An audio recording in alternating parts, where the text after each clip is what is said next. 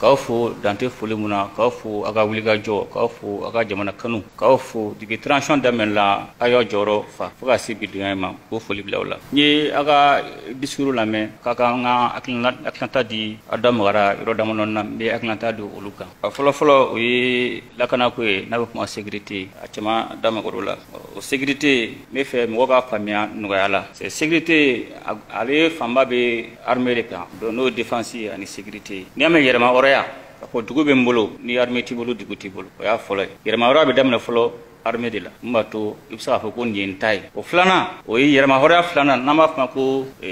souveraineté économique i ka nafa sɔrɔ sira ni armée t'i bolo nafa sɔrɔ sira tɛ se ka k'i bolo. A sabanan n'an b'a fɔ ko souveraineté politique n'i y'a mɛn i bɛ politique kɛ k'i bɛ yanga mɔgɔ tɔ sanfɛ armée ɲɛnama de b'i bolo ni armée t'i bolo i bɛ kɛ mɔgɔ ka namunulasogo ye. Donc o kɔrɔ ye min an ka faamuya armée bɛ fɛn bɛɛ daminɛ la a bɛ fɛn bɛɛ laban na ko mɔgɔw k'o de faamuya n'an y'o faamuya dɔrɔn ko mana gɛlɛya cogo o cogo i bɛ armée ka baara kɛ n'o ye. N b'a fɔ nɔgɔya la mɔgɔ min fɛn foyi t'e bolo i bɛ fɛ ka fɛn sɔrɔ i bɛ se ka fɛn sɔrɔ n'a ma kɛ lafiya kɔnɔ n'a ma kɛ lakana kɔnɔna la o ni fɛn fana sɔrɔ ni lakana tɛ yen dɔ bɛna b'i kan ka fɛn gosi la i bɛ kɛ fɛn t'i bolo ye o a ka kan lakana o bɛ fɛn bɛɛ daminɛ a bɛ fɛn bɛɛ laban na donc lakana ko bi an bɛ taabolo min kan maliyɛnw ka laɲini don an bɛ ka fɛn fɛn kɛ bi a kɛra politiki kunda a kɛra lakana kunda a mana kɛ hali jamana yiriwali kunda a bɛɛ ye jamanadenw ka laɲini de mun tɛmɛna assise fɛ o de ye nin bɛɛ fɔ ko nin bɛɛ ka kɛ a laɲini fɔlɔfɔlɔ o tun ye lakana ye o lakana kɔnɔna na ko ka mali fan bɛɛ minɛ ka mali finitigiw bila mali fan bɛɛ donc o de baara na ban ye kidali tesalit agilok ani bɛɛ nali ye ka mali finitigiw sigi mais fɛn kelen bɛ yen ni transition kun banna ko bɛɛ ma minɛ kidali ma minɛ tesalit ma minɛ agilok ma minɛ maliyɛn si kun t'a faamuya surasiw yɛrɛ kun t'a faamuya CNT t'a faamuya gouvernement t'a faamuya ne yɛrɛ kun t'a faamuya. Sabula daga jamanadenw ka u muɲuna ka sabali ka kɔngɔ muɲu ka minɔgɔ muɲu ko ka lakana sabati u ye jɛra ko ka jamana nafolo fanba ta ka don lakanani na mina fɛn sanɔ na a mina ma sa ko ka kɛ sopar dɛ a mina ma san ko ka bila musée kɔnɔ a sanna ka kɛlɛ de kɛ a sanna ka maliyɛnw lakana a sanna ka jamana lakana a sanna ka kidali minɛ ka agilɛw minɛ ka tesali minɛ ka bɛri minɛ a sanna o de kama an bɛ foli bila maliyɛnw hukumu kɔnɔna la. Nin fɛn fɛn kelen fila ni maliyɛn caman nisɔndiyalen don k'a fɔ ko kidali yɔrɔ minɛla a fanba foli fanba fɔlɔ jamanadenw de ni n b'a fɔ tuma bɛɛ n ko sɔrɔsikɛ a mago bɛ basigi la mun b'a to a bɛ se ka baara kɛ ni basigi tɛ yen a bɛ gɛlɛya a yɛrɛ y'a ye yɔrɔ minɛli daminɛla janfan barika banna kojugu mais a kun kɛ kun ye ka maliyɛnw ja wuli u ka wuli ka bila jamana ɲɛmɔgɔw kɔ mun b'a to kɛlɛ bɛ tiɲɛ an bolo mais ala barika la jamanadenw y'a faamuya o de y'a to gɛlɛyaw nana ni jeliw bɔnna mɔgɔw ɲɛ tora la a yɛrɛ baton a ta kɛra denɲɛrɛninw musow minnu ma min ma bɔn ka taa bi ko bɛɛ kun ka jamanadenw la muruti de mais jamanadenw y'o bɛɛ faamuya ka gɛlɛya in kun ka dimi kun ka to armée kɔ ka dogo armée la o de y'a to an sera ka nin baara bɛɛ kɛ hali bi foli fanba fɔlɔfɔlɔ o jamanadenw de k'u fo u ka muɲu na k'u fo u ka jamana kanu na k'u fo u ka armée dɛmɛli la donc an tɛ n'o foli n bɛ mun fɔ ka foro kan jamana lakanani na an ye sira dɔ de ta sigi ko n tun tɛ sira mun na ko fila kun don jamana kelen tigi caman an b'o de kɔnɔ an b'o waleya de kɔnɔ jamana kelen tigi caman maliyɛnw ka laɲini bɛ yen an ka laɲini an ka jamana kan k'an ta ye an ka jamana lakana jamana wɛrɛ minnu bɛ yan olu fana n'u ka laɲini don an ka laɲiniw tɛ kelen an ka yetaw tɛ kelen a tɛ se ka ɲɛ cogo si la dugu kelen tigi caman fo dugutigi kelen de ka don a la donc soit mali jamana ye maliyɛnw ta a bɛ k'an sago ye ou an fana bɛ kɛ mɔgɔ wɛrɛ saro ye o de kun an ko o de tɛ kɛ donc an bɛ kɛ an yɛrɛ ye an ka jamana bɛ k'an ta ye donc an bɛ sira ta sigi o tɛ sira mais an kɔni t'a dɔn mun b'a la mais an kɔni bɛ taa an b'an sago ye nin donc maliyɛnw an y'o sira de ta donc a sira kun tɛ taa gɛlɛya dɔw kɔ dɔw siranna est ce que nin bɛ se ka ɲa nin bɛ se ka ɲa mais n'i bɛ nin baara sugu kɛ i dusukun tɛ a tɛ kaba i bɛ tilen ka taa i tɛ kɔsi yɛrɛ voilà.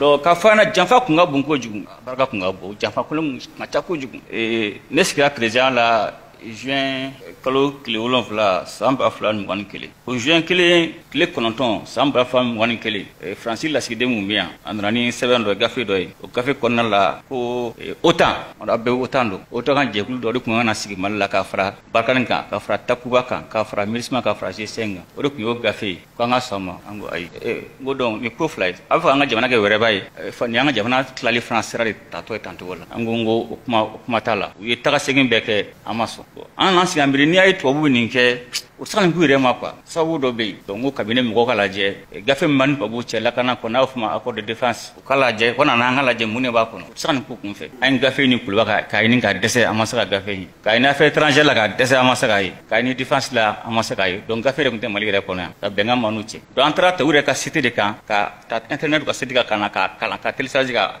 imprimer kana a kalan donc an y'a ye accord défense o sɛbɛn m'an ni ɲɔgɔn cɛ u ye dɔ de fara ko protocole additionnel u y'o de dayɛlɛ ka yɔrɔ bɛ kɛ donda ye donc n ye cabinet mɔgɔw bila ka gouvernement mɔgɔw fana ta olu ka fara ɲɔgɔn kan u ka lajɛ bɛɛ k'i ka secteur lajɛ défense ka lajɛ mun bɛ mun man ɲi jamana yɛrɛ ma mun man ka sariya sɔsɔ mun man ka yɛlɛma wɛrɛ sɔsɔ justice o fana ka lajɛ justice kunda mun de bɛ yen affaires étrangères mun de bɛ yen ministre des finances économie la an ka sɔrɔ mun de bɛ yen minnu tɛ ka bato affaires étrangères bɛɛ ka lajɛ k'i ka baara kɛ mun b'a to fɛn min b'a kɔnɔ n'a ta jamana nafa an ka lajɛ o de kɔnɔna na an y'a dɔn ko cɛnni kun kelen don cɛnni kun kelen don parce que hali a gafe yɛrɛ kɔnɔ hali ni tubabu ye maliyɛn faga maliyɛn ɲɛmɔgɔ de olu de kungo don olu kungo tɛ gafe fana kɔnɔna la n'u ka minɛn donna sisan a tɛ ko maliyɛn k'a la dayɛlɛ mun de b'a kɔnɔ u bɛ donna cogo min na u bɛ bɔ n'a tɛ a tɛ ko mɔgɔ si la k'a lajɛ o fana gafe kelen kɔnɔ a b'a kɔnɔ an ka jamana sanfɛla a mara b'olu de bolo tant que o bɛ yen a mara b'olu de bolo a tɛ ku mɔgɔ si la ka wele n'u ma yamaruya d'i ma donc an ko sisan nin tɛ bɛn donc an ye cabinet ani gouvernement mɔgɔw bila u ka lajɛ mun de ka ɲi an ma mun n'an ka sariya sun bɛ taa mun n'an ka fɛn bɛɛ bɛ taa ɲɔgɔn fɛ u b'o baara kɛ olu baara de kɛ komi G5 Sahel sommet kun bɛ yen ani tubabu ka président kan ka ɲɔgɔn ani président wɛrɛw an b'a kuma fɔ yan donc o de hukumu kɔnɔna la effectivement an nana an ye sommet kɛ an y'a fɔ tubabu ka président ɲɛna o y'a sɔrɔ ko u bɛ bɔ Dalanfan fɛ ani Tɛsɛlɛtan fɛ k'u bɛ taa la zone des 3 frontières Mali ni Burkina ni Niger cɛ k'u bɛ taa yen an ko non a tɛ kɛ ten sɛbɛn de b'an ni ɲɔgɔn cɛ bɛn de b'an ni ɲɔgɔn cɛ lakana hukumu kɔnɔna la n'a kan ka taa a b'an n'a dɔnniya mun b'a to an bɛ se ka labɛn c'est comme mɔgɔ mun e bɛ so kɔnɔ i bɛna bɔ so kɔnɔ sisan mɔgɔ wɛrɛ kan ka don n'i kan ka bɔ i kan ka fɔ a tigi ɲɛna ne bɛ bɔ nin don masina in na ne bɛ taa n bɛ taa ni n ka télé n bolo n bɛ taa ni n ka fauteuil bourré n bolo n bɛ taa ni nin ye n bolo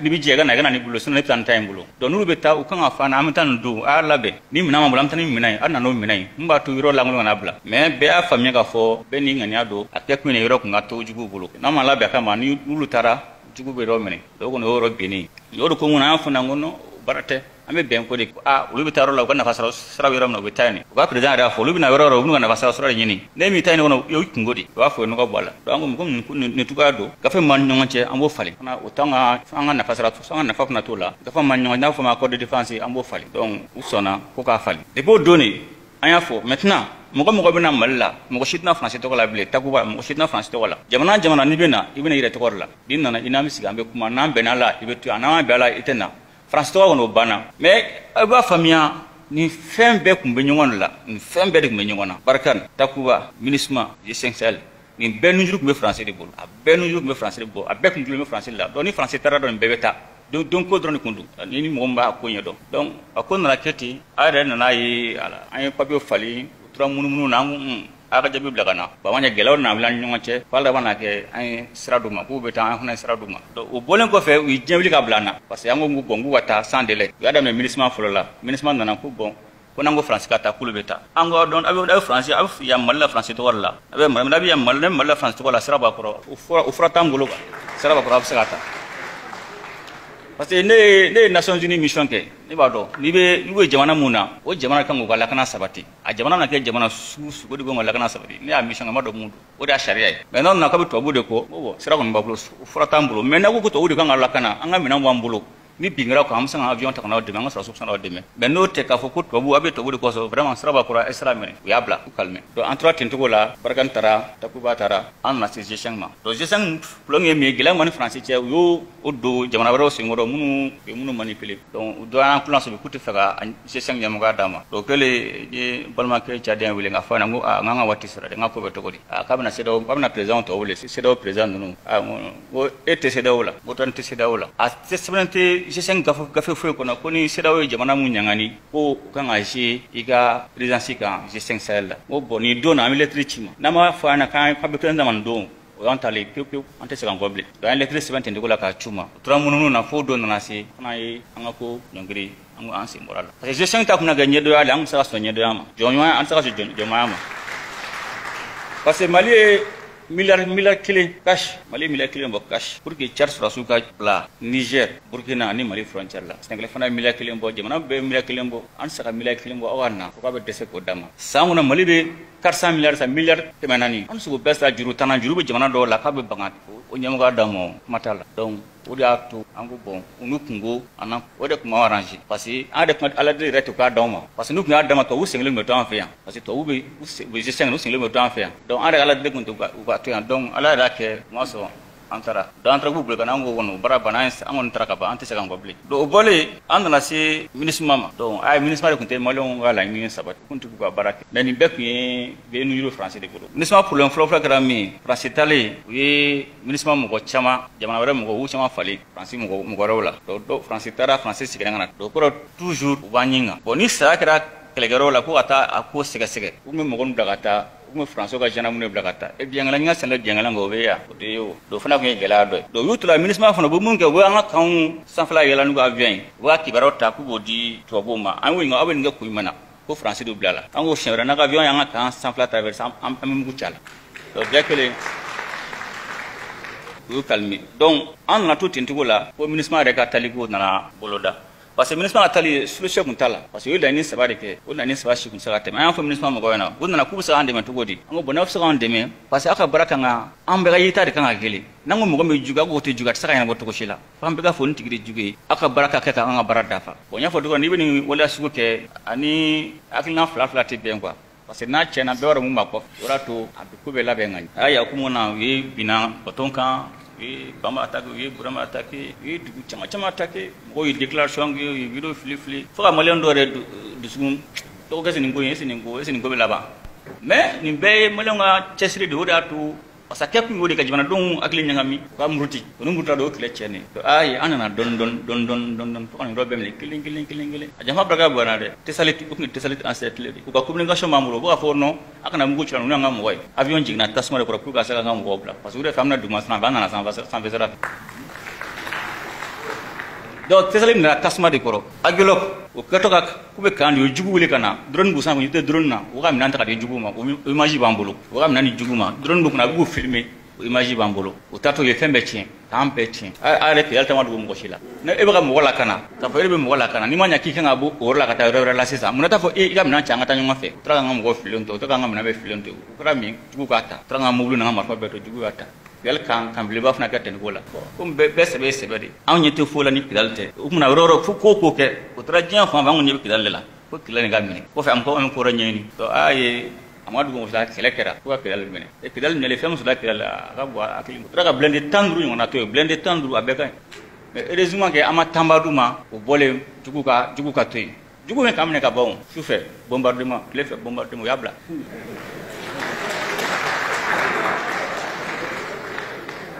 donc c'est ka fa na janfa barka ko de bona pour que jamana ka dese quoi c'est comme mo fla be kala an la jo akum na banto ko an se angula ja ko metin ko ladi bu ma na jadi na nyana mombolo ala barka la jamana do nga wuli ga jola nin jamana do ga temena so su ga wuli ga jola apara ala kun ko nyuma dam donc albi barama ba fando de kera odo okum wonna sa akaga sa an kan yare tinya sa an kan yare wala to ango ko wa siki ga foke ta en fait na fait o bana antike mo shika na mugula so bele na me febe gamba ka en fait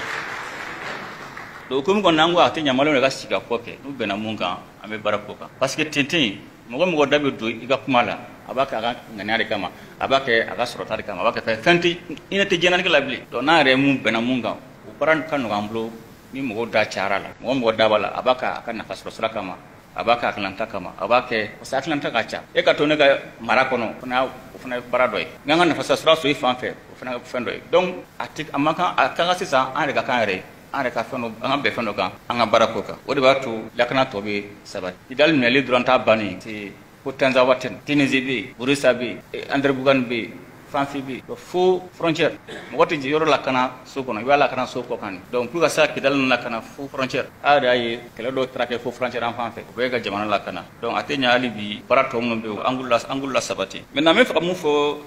an ka nord région ko ninnu na tamasɛki kɛlɛ tɛ arabu kɛlɛ tɛ koroboro kɛlɛ tɛ bamanan kɛlɛ tɛ miyan kɛlɛ tɛ nafasɔrɔ sira kɛlɛ tɛ ko mɔgɔ b'o de faamuya ni mɔgɔ ma faamuya dɔrɔn ma foyi faamuya jigijɔ fɛn min bɛ kuranfɛla la mɔgɔ minnu nana a tɛ k'a fɔ ko tamasɛki de ko ka d'u ye ko arabu de ko ka d'u ye ko suraw de ko ka d'u ye ko bamanan ko ka d'u ye u de ko ka d'u yɛrɛ mɔgɔ si ko man d'u ye u b'u ka nafa sɔrɔ de ɲini na misali kelen san 10 u ka sanu bɔ nord la sanu ma ka bɔ Gawo sanu ma ka bɔ Kidal san 10 ne m'a ye k'u ye wariso kelen jɔ san 10 m'a ye k'u ye dɔgɔtɔrɔso kelen jɔ san 10 m'a ye k'u ye ko dugu ninnu développera n'u bɛ Kidal fɛ u bɛ Gawo fɛ u bɛ nin dugu ninnu fɛ sanu ma ka bɔ san 10 a kan ka dɔ kɛ dɛ foyi ma kɛ foyi armée donné machine yira yen a ka bɔ a kelen ma o machine bɔra min a donna yɔrɔ jumɛn fɛ u bɛ ka sanu bɔ a yɛrɛ ka lajɛ dɛ ko fila don soit an b'an jija an b'an jɔ an jɔyɔrɔ la k'an ka nafasɔrɔ kɛlɛ kɛ parce que a tɛ taa mankan kɔ dɛ wari kɔni a tɛ taa mankan kɔ nafasɔrɔ sira fana ka jamanadenw ka olu ka jɛnatigɛ a b'o taabolo la dɛ soit an b'a kɛlɛ kɛ an ka sɔrɔ fɛn min k'an sɔrɔ yen a kɔni tɛ taa mankan kɔ a tɛ taa joli bɔ kɔ a tɛ taa fɛn kɔ mɛ a mana mɛn to a bɛ ban ko an bɛ to u bɛ na an bɛ siran an b'a fɔ an jɛra kɔ a bɛɛ ta an bɛ kɛ mun ala k'an kisi k'an tɔgɔ ma donc fo a ko de faamuya o de to a tɛ taa hali bi an ka armée labɛn si tɛ se ka kɛ ni armée ɲɛnama t'i bolo munna minɛ bɛ ka dɔn na o bɛɛ ye armée ko de n'an ka armée labɛn sisan nin munna si ninnu sisan tɛ taa f'i ka armée labɛn ni parce que ni armée ta tɛ se ka ɲɛna u tɛ se hali ka dugu ninnu développer i tɛ se ka kɛ parce que n'i ye so jɔ dɔrɔn u bɛna bin da kɔrɔ u b'a sauter i ka lakana de kɛ an bɛ fɛ ka développement fɛ ka tɛ taa fo dɔ ka lakana donc k'a fɔ mɔgɔw ɲɛna ni mankan fɛn bɛ furanfɛla la u n'u ka nafasɔrɔsira de ɲini taa si fɛ u b'o de fɛ u ka nafasɔrɔsira de ɲini f'an k'o de faamuya n'an b'a fɔ ka an ka sigi an ka kuma an yɛrɛ k'a dɔn o nafasɔrɔsira ninnu filɛ nin n'an ye ni sanu ma ka kɛlɛ san 10 ni maliyɛnw ma ka bɔ a kɛra hali n'a kɛra bugusonin kelen u tun bɛ jɔ dɛ jamanadenw yɛrɛ tun b'i diyagoya i k'o jɔ a tɛ se ka kɛ ten fu la o i tɛ se ka san 10 kɛ i bɛ ka sanu bɔ jamanadenw tɛ ka nafa sɔrɔ a la a sanu a bɛ taa min a bɛ taa jamana jumɛn na a bɛ taa jamana mun na olu est ce que olu hakilinata ye lafiya ka k'an fɛ yen donc o y'a to a ka kan an ka jamana la hali bi an ka an ka jamana na an ka armée labɛn o de hukumu kɔnɔ n y'a fɔ an ye sira ta seginko tɛ sira mun na n'an seginna an kɔ dɔrɔn an bɛ kɛ jugu sago ala k'an kisi k'an tɔgɔ ma donc o tɛmɛnen kɔ n bɛna kuma jatigɛwale mɔgɔw sigikafɔ mun bɛna kɛ jamana ka kɛlɛya ani an ka laïcité ani ka jamana ka dugukolo o yɛrɛma hɔrɔnya makatigiw la a tɔ bɛɛ mɔgɔ bɛ se ka kuma ɲɔgɔn cɛ mun b'a to bɛɛ bɛ se ka sabati parce que nin bɛɛ ye ka an kunkarila ɲɔgɔn na de filako kɛlɛ tɛ yen dɔgɔniko kɛlɛ tɛ yen arabuko kɛlɛ tɛ yen bɛɛ bɛ kɛ ka yɔrɔ ɲagami mun b'a to u bɛ se ka nafa sira ninnu u jukɔrɔ fɛn bɔ cogo min na ni lafiya bɛ yen a ka gɛlɛn donc wa ka kan an yɛrɛ ka sigi an ka bɛnkan ni ɲɔgɔn cɛ mun b'a to an fana bɛ se ka nafa sira ninnu bɔ donc hukumu kɔnɔna la an y'a fɔ jatigɛwale mɔgɔ ninnu o kɛlɛ bɛ continue an b'a kɛlɛ kɛ ka da fɛn fila de kan jatigɛwale fɛn ye fɛn fila ye n bɛna fɔ an na bi a bɛ bonya mɔgɔ caman kelen ma jatigɛwale kɛra u b'a fɔ ma ko levier géopolitique ça veut dire a kɛra kɛlɛkɛ bere de ye jamana dɔw bolo jɛkulu dɔw bolo o kɛlɛkɛ bere u b'a bila jamana na ko fila soit ka fanga yɛlɛma u bɛ fanga yɛlɛma cogo di i taara dugudenw kan ka bɔ ka dugu la k'u ka dugu jeni ka mɔgɔ ta ka se ka sɛnɛ kɛ ka mɔgɔ tɛ commerce kɛ a laban mɛ jamanadenw tɛ muruti ni muruti a laban jumɛn fanga tɛ o politique de ça c'est la politique donc jatigɛwale ka baara laban bɛɛ ye politique de a ka bɛ bɛn mɔgɔ kelen ma dɛ mɔgɔ b'u dogo diinɛ kɔfɛ parce que i tɛ se ka jatigɛwale kɛ u b'a fɔ on peut pas être terroriste sans avoir l'idéologie i tɛ se ka kɛ terroriste ye jatigɛwale mɔgɔ ye tant que hakilina t'i la u bɛ dɔw hakili ɲagama olu ta bɛ kɛ diinɛ ko ye u bɛ tɔw dɔ hakilina olu ta bɛ kɛ sɔrɔ ko ye bɛɛ n'i ka laɲini don mais u b'a bɛɛ dogo fɛn dɔ kɔfɛ mais bɛɛ n'i ka laɲini don f'i ka endoctriner de fo fɛn dɔ ka fɔ hakilina dɔ k'i kunna mun b'a to i bɛ kɛlɛ in kɛ mais u b'a kɛ caman tɛ diinɛ ko ye donc o ye a kɛra politiki bere de sisan jamanabaa dɔw bolo n'u bɛ fɛ ka fanga falen u b'a su jamana la n'i ko i ma sɔn ta ma dɔrɔn u b'a su la a laban fanga yɛlɛma ye donc a kɛra politiki bere de sisan u ka fɛn bɛɛ laban ye politiki ye a bɛ bɛn mɔgɔ kelen ma mais o de don donc n'a ma kɛlɛ hali ni élection kɛ ka président kura sigi n'a fanga ma bin n'o o président o fanga ni jamana dɔw ma bɛn jamanabaa dɔw ma dɔrɔn u b'a su a la n'a sɔrɔ armée t'i bolo armée ɲɛnama t'i bolo dɔrɔn ko fila don dɛ to ta kɔni o ko bannen filanan u b'a su jamana na u ka nafa sɔrɔ sira sɔrɔli kama mali ni Niger Burkina filɛ bi na bɛɛ b'a dɔn ko fɛn min b'a jukɔrɔ mais mun na lakanabaliya bɛ yen camion min bɛ don yan ni conteneur n'u bɛ fɛnw ta ka bɔ yan mɔgɔ t'a filɛ fɛn min b'a kɔnɔ u bɛ bɔ ni mun ye tant que gɛlɛya bɛ yen an tɛ se ka nafa sɔrɔ sira ninnu bɔ bɛɛ b'a la u bɛ se ka jatigɛwale mɔgɔw su jamana na ka insécurité créer o kɔnɔna na olu de bɛ se ka bɔ ko olu bɛ jɛ ka bɔ o tɛ taa o fɛn fila la a kɛra enjeu géopolitique ye a kɛra enjeu géoéconomique ye donc a tɛ taa fo o kɛlɛ tɛ se k'a fɔ ko bɛ musalaka parce que n'a musalaka an bɛ ka siran fɛn fɛn ɲɛ ko territoire constitutionnel ala k'an kisi i ma bɔ fɔlɔ dɛ tant que ninnu fanga ma bin fanga fɛn bɛ i ma tila parce que mɔgɔ de b'u su ka bila mɔgɔ la u ka laɲini kama a kɛra kɛlɛkɛ bere de mɔgɔ jamana dɔw bolo jɛkulu dɔw bolo sinon diinɛ ko tɛ o misi joli bɛ Gawo alimami joli bɛ Gawo diinɛ ɲɛmɔgɔ joli bɛ Gawo diinɛ ko tɛ a kɛra politiki bere de sisan jamanabaa dɔw bolo o y'a to a ka kan an yɛrɛ ka kan yɛrɛ an ka armée labɛn fanga mana sigi k'a sɔrɔ ni ninnu ka fanga binnen don i bɛ lafiya mais ni kɔni i sigira dɔrɔn fo n'i kɛra mɔgɔ namugula sugu ye o la u tɛ s'i ma mais n'i ko n tɛ sɔn siɲɛ kelen siɲɛ fila u b'u bila ka na i b'u ye o siraw do fan bɛɛ Mali ni Mali lajɛ Burkina a bɛɛ sɔrɔla mun fɛ politique kɛlɛ an bɛ se k'a fɔ o mankanw bɛ Mali la mais Burkina o politique kɛlɛ tun b'a bɔ Mali ta cogo min na mais terroriste de y'a kɛ ni fanga binna donc tant que a ma kɛlɛ fanga si tɛ mun bɛ lakana parce que ale ye kɛlɛkɛbere mɔgɔ wɛrɛw bolo sisan u musu fanga na ka fanga na bi donc a ka kan o kɛlɛ an tɛ se ka o musaka bilen an ma labɛn a kama a ma nɔgɔ parce que kɛlɛ ye fɛn sugu dɔ ye mɔgɔ ɲɛ bɛ bɔ la don dɔ ka di don dɔ man di k'a faamuya ten cogo la mais a ka kɛ an ka laɲini ka sabati an ka jamana ka lakana o de y'an ka laɲini laban ye mais kɛlɛ na kɛ cogo to dɔ ɲɛ bɛ bɔn dɔ bɛ jogin o tɛ ba la donc bɔlen an bɛna kumana da mara refondation na réforme min kɛra an ye jamana sara sunba kura o an o la tɛmɛna ala ni maliyɛnw ka wulikajɔ n'u ka sokɔnɔw na a ye san caman a ma se ka tɛmɛ mɔgɔ ma bɛn a la mais nin hukumu kɔnɔna la maliyɛnw bɛɛ bɛnna kelen ma ala y'a kɛ o ɲuman tɛmɛna an b'o foli bila maliyɛnw na o fana tɛmɛnen loi électorale o fana sariya o fana tɛmɛna an b'o fana foli bila maliyɛnw na ani an ye région kuraw créé Kucala san ninnu Kita olu bɛɛ créé la an b'u bɛɛ foli bila maliyɛnw na ani autorité indépendante u b'a fɔ o ma ko minnu bɛna ka baara bɛna kɛ élection organisation donc olu fana bɛɛ sigira sen o bɛɛ kɛra refondation kɔnɔna la an b'o foli bila maliyɛnw na ani code minier aw yɛrɛ da magara la Mali tɛ fanta jamana ye o y'an kɛ fanta jamana de Mali tɛ fanta jamana ye sanu bɛ Mali la lithium bɛ yan manganèse bɛ yan uranium bɛ yan n'an y'a matarafa a bɛna ye n'an jamanaden n'an tɛ jamana n'an jamana bɛɛ n'an jamanaden ni a bɛna ye ni Mali tunkarakɛ a bɛ dɔgɔya mais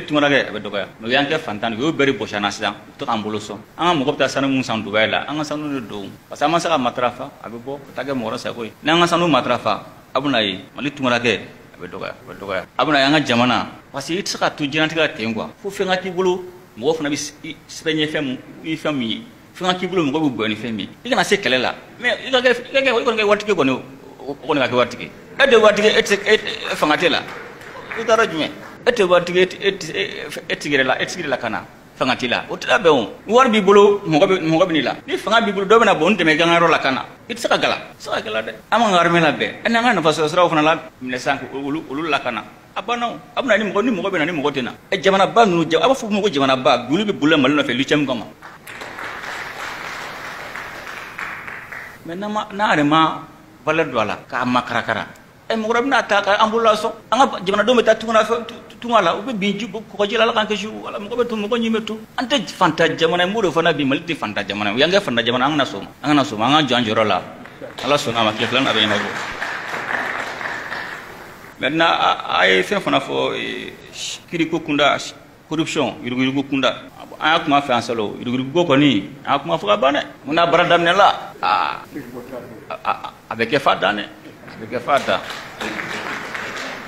ne tɛna wuli mɔgɔ tɔgɔ la i ne teri ye i ye somɔgɔ ye kuma t'a la maliyɛn bɛɛ de ka kan sariya la ne tɛna wuli ka kuma mɔgɔ tɔgɔ la k'a tigi bɛ yuruguyurugu la ko k'a to yen n b'a kɛ fana mɔgɔ kana wuli k'a fɔ k'i bɛ dankari k'i bɛ juge dɛsɛ k'u ka baara kɛ parce que yuruguyurugu n'an m'a kɛlɛ gɛlɛya caman bɛ jamana kɔnɔ a bɛɛ fanba de y'o ye mɔgɔ ka muruli fan bɛɛ de y'o ye donc n'an m'a kɛlɛ jamana yɛrɛ ka basigi tɛ sɔrɔ i mana Mali problème fɛn ta ɲɛjugu ɲɛɲuman a fanba bɛɛ de ye yuruguyurugu ye u n'a fara ɲɔgɔn kan ni mɔgɔ murutila n'i ye terrain ko ta problème bɛ yen n'i ye secteur minier ta problème bɛ yen i mana yɔrɔ dɔ ta corruption problème b'a jukɔrɔ o bɛ ɲɛnabɔ cogo di fɛn ɲumanin ka di bɛɛ mais mɔgɔ si tɛ fɛ ka i jɔ a kungo kɔrɔ o tɛ se ka ɲɛ o tɛ se ka ɲɛ dɛ an bɛ fɛ an ka jamana bagasi an ka jamana kɛ jamana ɲuman ye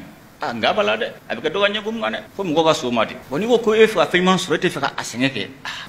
bɛ gɛlɛya mɔgɔ tɛ se ka kɛ fɛn k'i ma sɛgɛn n'i y'o fɛn sɔrɔ dɔrɔn o ye waati dama dɔrɔn a bɛ taa donc yuruguyurugu kɛlɛ o kɔni i ala deli juge kana wuli kɔ k'i tɔgɔ b'a la i ala deli o la ne kɔni wuli kɔ u b'u ka baara kɛ fo n'u ka baara banna don min na donc o kɔnɔna la a hakili latigɛ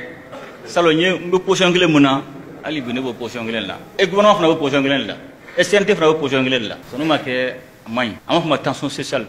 o de b'a bɛɛ jukɔrɔ an ka mankan fanba bɛɛ bi a 90% yuruguyurugu o de nana n'a ye fɛnw fara ɲɔgɔn kan nasɔrɔ dɔw ma a poyira mais f'an ka sɔn de quoi bɛɛ ka mɔgɔ bɛ se k'a la ne yɛrɛ ka mɔgɔ bɛ se k'a la o t'a bali ko o ye kojugu ye o ne ye su gosi ɲɛnamaw jɛ ɲɛnamaw bɛ siran o de don ne su gosi ɲɛnamaw bɛ siran mais bɛɛ dama kan ka sariya fan fɛ gouvernement bɛ yan o bɛɛ bɛ yan mɔgɔ si tɛ mɔgɔ kɔ dogo i tɔgɔ kana fɔ dɔrɔn donc mais n bɛ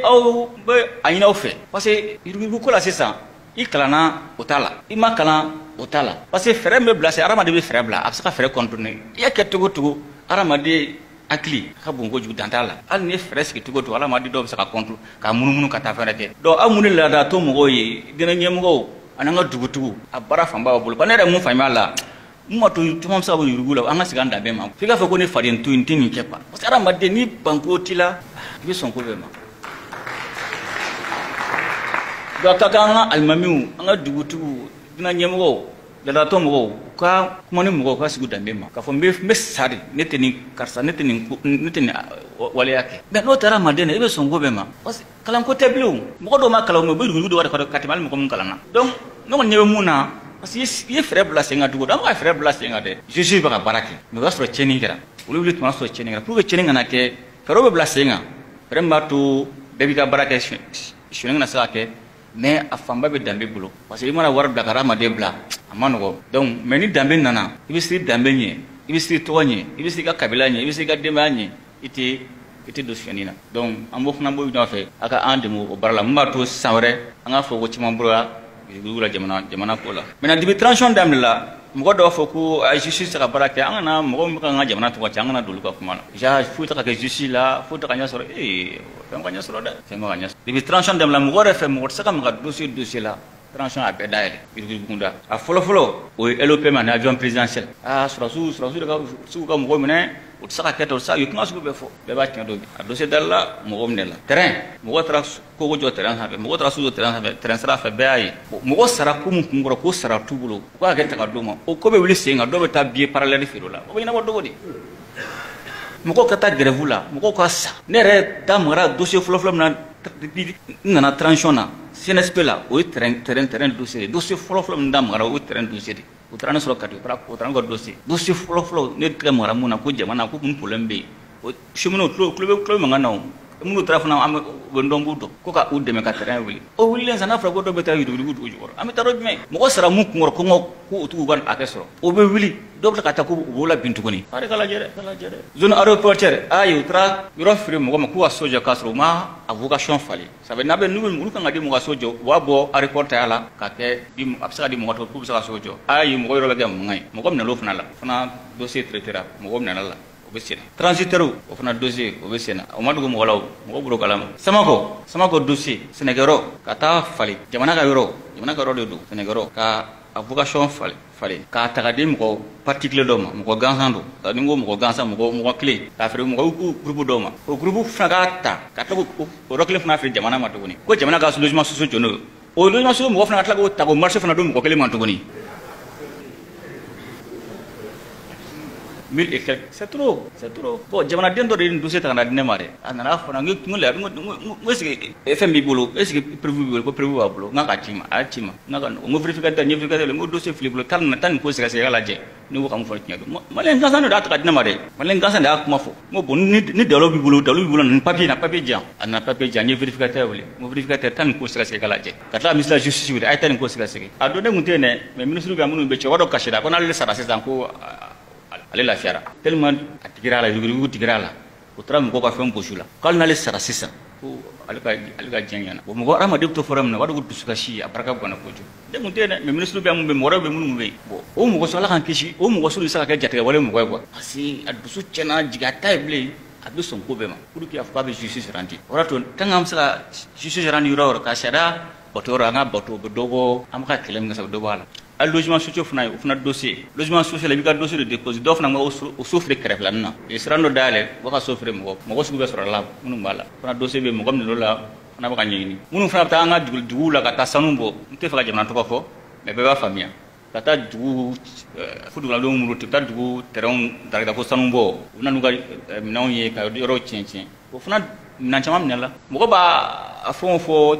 video la u bɛ mankan ci baara bɛ ka kɛla dogo don ministère baden fara ɲɔgɔn kan ani justice u bɛ taa minɛnw minɛ a minɛnw baden minɛlen bɛ bi na drapeau minɛlen don camion minɛlen don machine minɛlen don n'a fɔra yɔrɔ dɔ u bɛ taa sɛgɛsɛgɛ n'u tɛ sariya kɔnɔ dɔrɔn u b'u ka minɛn bɛɛ minɛ u la o baden de bɛ yen mais n b'a fɔ gouvernement u ka minɛnw bɔ tile la bɛɛ k'a ye c'est mɔgɔ tɛ ka dɔn ko baara bɛ ka kɛ mais a fanba yɛrɛ an yɛrɛ nɔ b'a la san dɔ de b'a di duguladenw fana dɔ b'a da b'a la a bɛɛ tɛ dɛ n'a yɛrɛ de dun dɔ b'a kɛ a ka nafa sɔrɔ mɔgɔ kelen nafa tɛ jamana bɔ fo bɛɛ de k'a sɔrɔ e bɛna nafa sɔrɔ jamana dugu kɔ kan o tɛ ɲɛnabɔ mɛ n'a bɛ kɛ sababu ye a bɛ dugu yiriwa a bɛ jamana duguladenw bɛ baara sɔrɔ o dakaden bɛɛ la maintenant dossier surfacturation fɛn na an ka n'a jateminɛ an ka mɔgɔ bɛna taa concours kɛ fonction publique ou sɔrɔsiya ta ninnu o fɛn ka jugu jamanaden yɛrɛ de ma o de ka jugu a ye man di a cɛnni ka bɔ i bɛ taa mairie la ou bɛ taa justice la ou mɔgɔ bɛ i ka casier judiciaire la ou mɔgɔ bɛ i ka renaissance la o b'a dɔn ko a tigi ɲɛ gannen don a mago b'a la sisan wala munumunu i ta lajɛ o b'a tigi yɛrɛ pousser n'a sɔrɔ a duna dɔ ye 100 o bɛ dɔ fara a kan n dɔ ye 1000 o bɛ dɔ fara a kan o jamanaden yɛrɛ pousser a ɲɛ gannen u b'a bila ka wari minɛ a la mais o dossier la procureur dɔ ka mɔgɔ dɔw minɛ k'u datugu o dossier olu kaso la bon o corruption filɛ nin o ye man di dɛ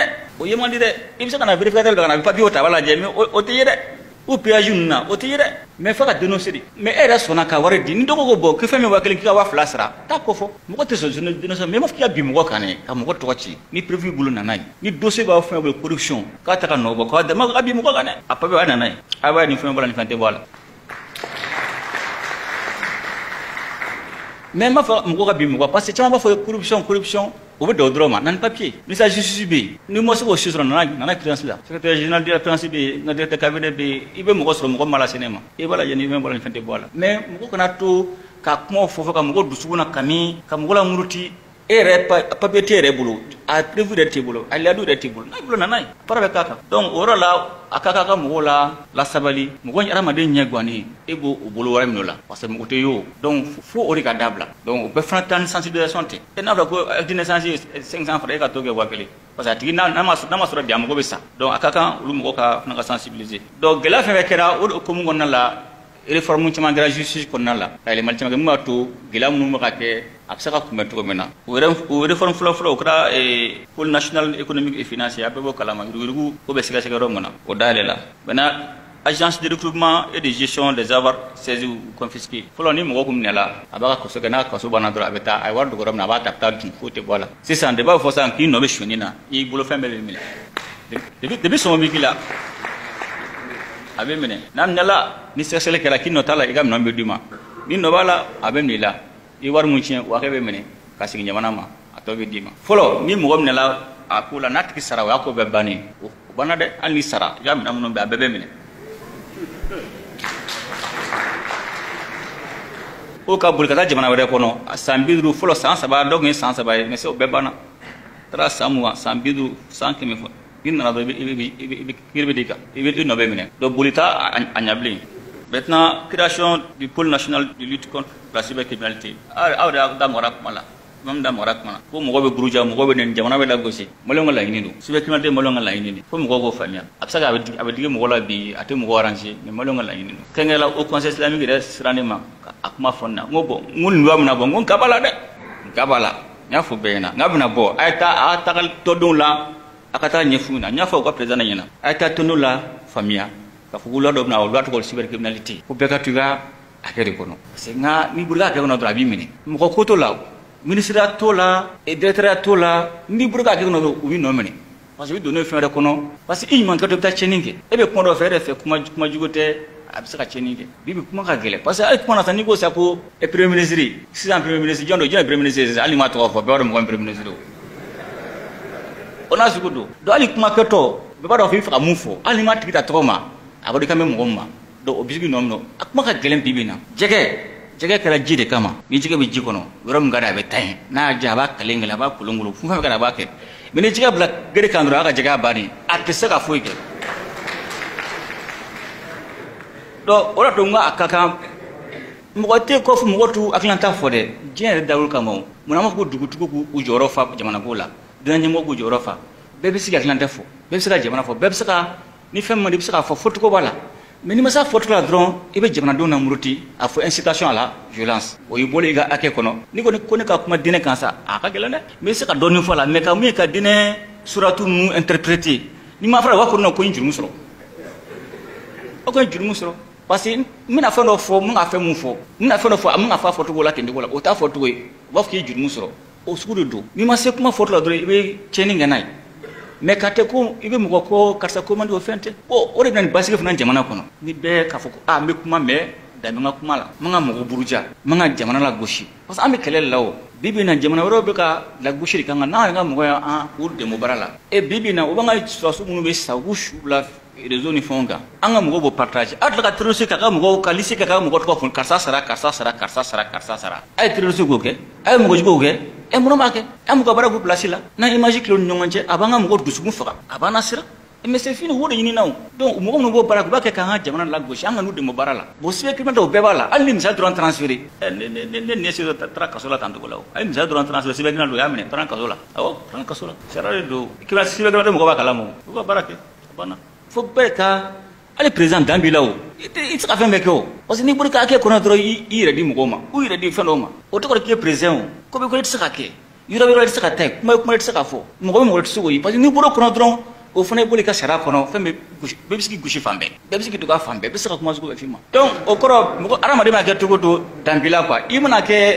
dina nyem ko Gambia imana ke président Gambia imana ke ministre Gambia o dante ka ko iseko te ko iseko be mais ba ke sutra do kama parce que ni ko ita frase ke almami wando de bika o buyan bebo be de kan o buyan do bi buyan ga da ko do de ka e kana bo ko ni buro ko na do o be ni gal mami ako a wako a ina na tere ka sisa bo no tere na sa lu funa lu mo lu ka ferobe be to nyodon u bi kele donc akaka ale bi anga munyo anga sabali ma ko mo ko teklanta dire ko be ngani jamana sujet bella jamana fembe be yi dina nyem go yi almami o ibsi anga da bella akra kiri goyo akra lakana ko yi mais ya foto ko tu clochir la parce que foto ko ni trafion do foto mum nani cheni uga barage donc vraiment ma na fa bi amna dinyem goy aka mo la sabali ante mo shiko mo saka biga jamana de no saka ke o se biga jamana na to wodi ibi saka bla bela figa jamana odi bla lire la mais ko bo du fana te saka tani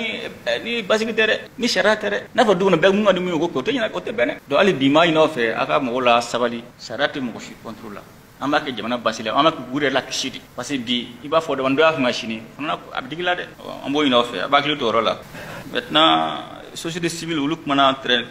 réduction de train de vie jamana ka musalaga nu o dépense nu ko ka do bola yo ministre finance client flag nu tout sera reso ministre finance flag u sera tasoro de bi amargo u sera da fale ati parce que uluka tem nga faleni u ka fem nga faleni ku ka sera da falen soro atma ngu jamana do me gela kono afanga gela ku sono ali bi ba sera da fale atubulu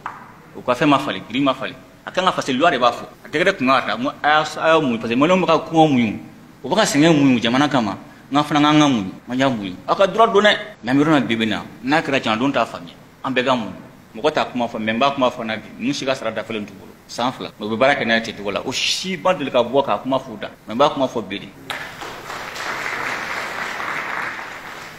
bibina ni ministre ko ngata missiona ni mission druba bulo na tra missiona peut-être kilifla ba sabate tola o be ka dogo jamana ka fansila ida ta mission na amara jesi jamana kan nafasa strabala est ce que be warla sam est ce que politique ko nanga nafasa na nafasa da ambe jab antita dugula go duguta ka done ni ministre da dugula jamana kan nafa de pal o be ka dogo jamana ka war chena ka fo ko partner ba sara ko futene parce que mu be ka jesra ki aduna sunga sara abaka la inindo deke ebe ta ebe kibara mundama ebe no fashion mundama ale nafa ale mugo borila baraka no odi bal nafa odi ga saray don tintin ni mugo fa ko no amaka biota ye amaka hotel taye futte jenatika la abe ne nyinga ega jamana kono dugu fa nyon nyuma be ali tombe sanu be ale mugo borila abi rojo nyuma abi dugu na abure sebe wala ale mugo borila odi ga saray ele fa fudo futere yo mu ale no fe bulo abi ga biesta ki afiansa abi keno go akibina futere ibo mundama ale mugo borila don futte jenatika la ti jamana nyongo che futte fu mugo ko fanya do ministre no fleno mission duru woro usaka ta client fla drone la premier chef la aba mission na cha seza aka premier chef aka bol ma cha de o bemi ni ne beta mission na o na da dépense do ni principe ta mission na o na da dépense do mais ni ministre client no fna do lu fna ngo do ta be do tani do anya fa na ngo mena mundo sisa anga do bo déplacement na are sona are ko ti ko jamana bi gumuna anga do bola nala ne mata mission muna le kan atola mais si ba ne kan ta mission ale ni teta mais soit affaires étrangères ou ministre d'État ou ministre d'État ou mission ke pa no beta so ministre kele ministre fla o ka boy ni musu duru tan ata jamana muna wa furisi o biye daga gele bo daga gele ni ko ministre be ka bieta war ka ta ko jugo mi beta so na avion présidentiel do a war ma cha an ko bo ay ta avion présidentiel la kana bieta kelingili o be ka do bo jamana ka wari dépense t'a la donc fɛn caman b'a kɛ mais fɛn mun don an tɛ bɔ ka a kuma fɔ gouvernement bɛ baara fɛn kɛ bi ni temps don a bɛ tila fila ye n'a budget ta ministère des finances a b'a tila fila ye o bɛɛ an b'an gulo jamanadenw ka sɛgɛn na sinon mɔgɔ tɛ se ka tiɲɛni kɛ bi na dɛ i tɛ se yɛrɛ hali n'a diyara i tɛ se donc o fana o baara bɛ sen na maintenant a kumana kuranko fana kan o ye énergie hali bi an bɛ foli bila jamanadenw ka muɲu n'u ka sabali la kuran n'i ko kuran i ko lakana n'i ko kuran i ko kɛnɛya n'i ko kuran i ko yiriwali mɔgɔ tɛ kuran de wasa i ka denbaya yɛrɛ ma kuma bɛ jamanakuntigi ma se ka kɛ i ka denbaya yɛrɛ i tɛ se ka kuran musow ma kuma bɛ bɔ kuran muso jamanakuntigi ma transition filɛ nin an b'a fɔ toujours ko population de an ka centre de gravité président to ka kuma fɔ tuma caman sɔrɔsi terme de don centre de gravité min sɔrɔsiya la i jigi de don quoi ça ni kɛlɛ bɛ kɛ mɔgɔ b'o fɔlɔ ɲini ko o tiɲɛ n'o tiɲɛna don i kɛlɛ tiɲɛn'i bolo o jigila karilen donc transition jigi bi bɛ na o bɛ population de o y'a to a fɔ toujours ko population an ka centre de gravité parce que transition jigi de population ye transition ka fɛn bɛɛ population de donc ni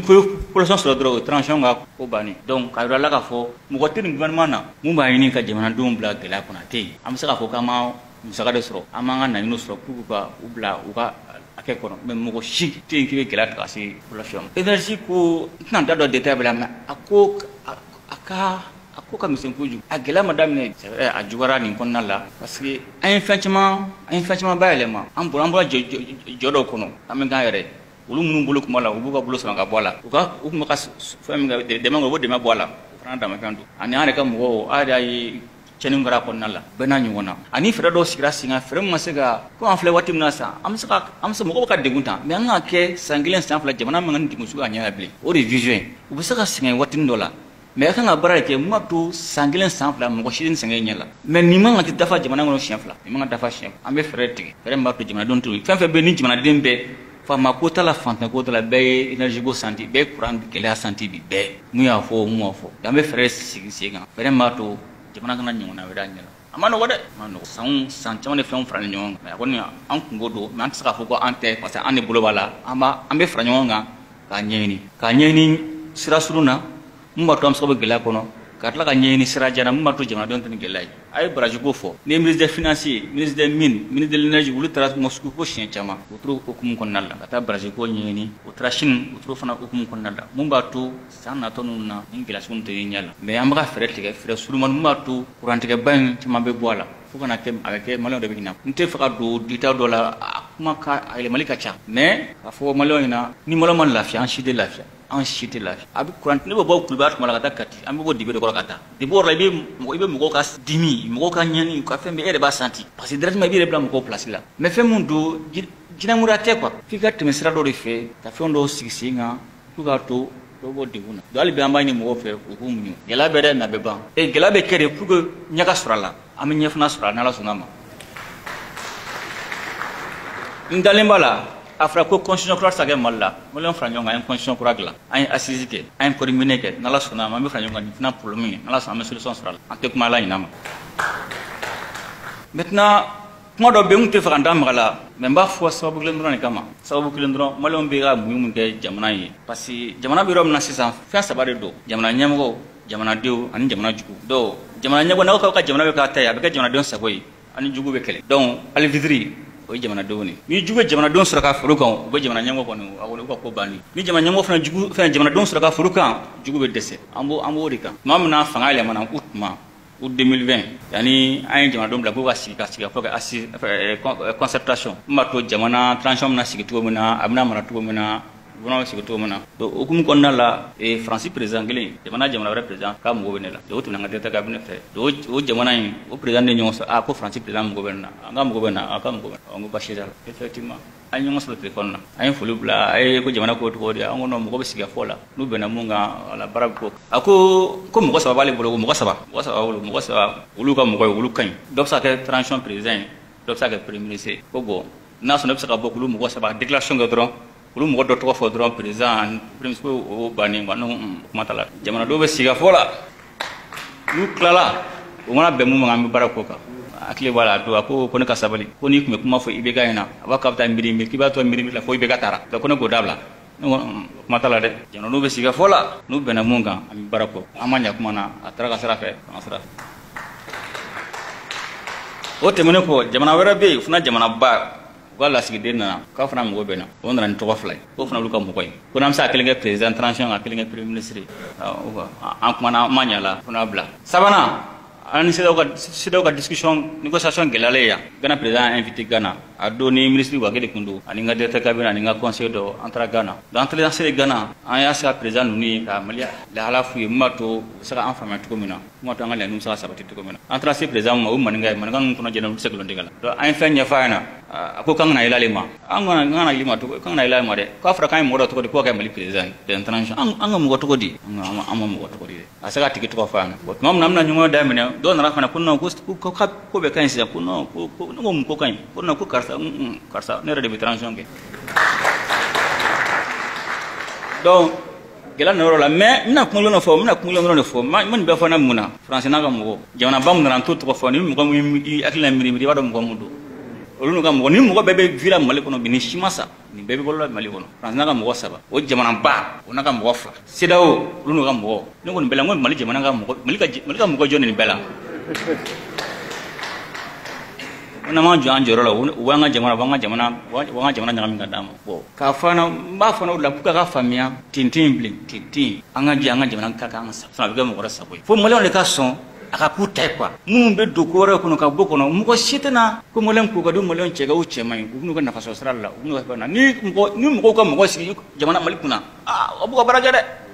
abu ka baradi de urata kaka molen do buga boss mato molen ngana nim saka saka to mina donc nya fo don ka dan yoro de ka molen ga digu menge ka fo akana fili